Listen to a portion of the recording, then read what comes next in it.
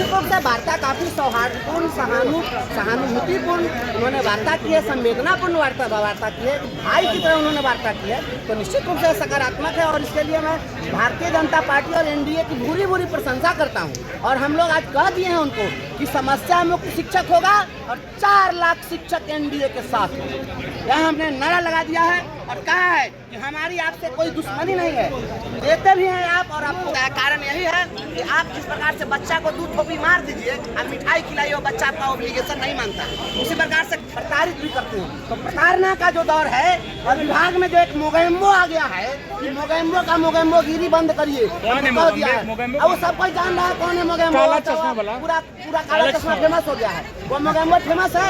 और मोगेम्बो के खिलाफ हमने चार्जशीट फाइल किया है कि जितने भी आज तक के कुछ काम है और कुछ कारनामे हैं। काम कम है और कारनामे बहुत है। कारनामों को किस पे फाइल किए? मोगेम्बो पर हमने चार्जशीट फाइल किया है, सबको पता है। बीजेपी को अच्छा आज बातचीत हुआ, बातचीत में सारी मांगों पे बातचीत हुई है, सभी मुद्दों पर बात हुई है। और वो अब चूंकि इसके पहले उन्होंने कुछ जो आप लोग कह रहे थे स्थानांतरण का बात था, बिल्कुल उस पे क्या हुआ? स्थानांतरण का मतलब उन्होंने स्वयं कहा है, अपनी ओर से उन्होंने कहा है कि यह आपका संवैधानिक अधिकार है।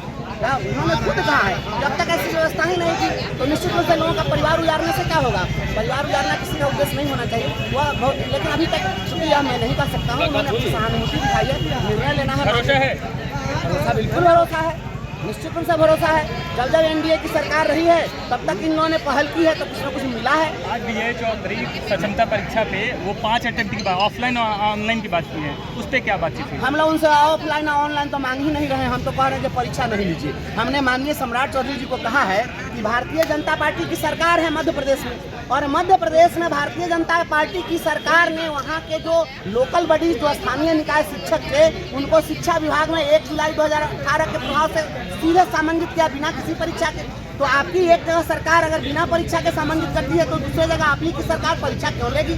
और यह परीक्षा कैसे मान ले कि अंतिम परीक्षा हो जाएगी? अभी तक दक्षता परीक्षा, पात्रता परीक्षा, डीएलएड परीक्षा, बीएड परीक्षा, डिस परीक्षा, दैट परीक्षा, अग्नि परीक्षा, वायु परीक्षा, जल परीक्षा, कितनी परीक्षा ये? और दक्षता परीक्षा का मतलब होता है, दक्ष का मतलब क्या होता है? Highly expert.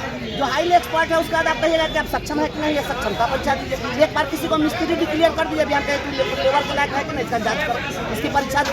यह बिल्कुल गलत बात है। तो शिक्षकों के डिग्निटी पर हमला है। जो 58 साल की उम्र में हो गया, 59 साल की उम्र में हो गया, ऊपर सक्षमता परीक्षा देगा। पोता और दादा एक साथ परीक्षा देगा? अरे किसी की भी कोई गरिमा होती है? जब माननीय मुख्यमंत्री जी सदन के अंदर बोलते हैं तो जो उनके बेटा से भी छोटे उम्र के विधायक है तो कहते हैं कि अपने बाप से पूछो, फिर भी कोई बुरा नहीं मानता है। क्यों? वो हमारे ज्येष्ठ श्रेष्ठ हैं। उसी प्रकार से हमारे यहाँ जो है वह पैरेलल नहीं हो सकता। माननीय मुख्यमंत्री जी का उम्र में इतना फासला है तो कोई 59 साल में चला गया उसको परीक्षा में बैठा दीजिए 18 साल के बच्चा के साथ, इतना हास्यास्पद। यह सोचना पड़ेगा। परीक्षा नहीं देंगे आप लोग? बिल्कुल परीक्षा नहीं देंगे। संतुष्ट है उप मुख्यमंत्री?